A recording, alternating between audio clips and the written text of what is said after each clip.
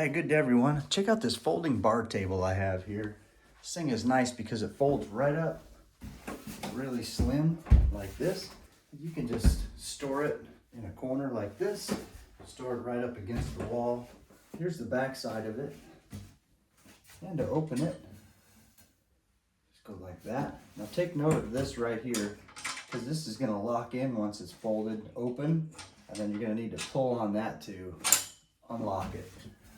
So this thing's nice and high too, so there we go, it just snaps right into place. You can have drinks, you know, put a display right here, flowers. Also a good little working table, good for filming as well. And again, if you want to fold this thing up, here's this little latch right there. You can see it connects right to that other folding piece. So it'll stay latched. You don't have to worry about it folding up on you. Then you just pull this and pull up on that, and it folds right back up nicely. And it's nice and light too.